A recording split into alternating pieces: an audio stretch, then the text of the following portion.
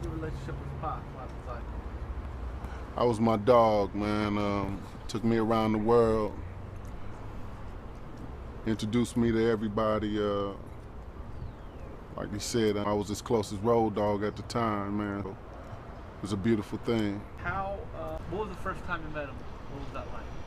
Well, the first time I met him, it was at Echo Sound. I was doing a session. He came up there with Mo in his truck, and at that time he had just got a deal, whatever. I was doing my thing, and I just met him, listened to some stuff he was doing. It was cool, and that was it. Then one day he popped up in my neighborhood with one of my homeboys named Serge Mack, and at the time Serge's cousin Watani was his manager. Me and him hit it off. I was doing my thing, and we just hit it off, man. I was doing an independent album called The Evil Mind Gangsters, and he felt my homeboy mental illness. I don't know if a lot of people remember him talking about mental illness. Mental illness was a rapper. Y'all be hearing a little something about him, but he just took me up under his wing, man. The next thing I know, I was on the plane and in the studio, and next thing I know, he said he wanted to start this Thug Life thing, and I was like, I'm with that, and we was in the studio. We did the first Thug Life song. It was called Thug Life. And everything else was just like a dream. Still living it right now. What did you think of, like, what were some of the things that struck you about him when you met him? The fire in him. The fire in him, the fire in him. He was just, to me, he was just like a little homeboy that was leading the pack, though. He was leading us to where we was trying to get, and he was just running full speed ahead, not even looking what was in front of him. He just running straight ahead. Why do you think you liked these so much? Probably because I am the street. I am what we talk about.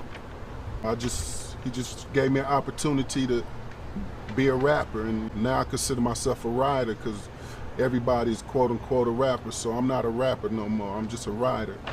And that's what he gave me, the opportunity to be something else that wasn't negative. Even though I might rap some negative raps or whatever people might take it for, that's not the bigger picture. The bigger picture is I'm making money legally. I pay taxes now, so it's a beautiful thing.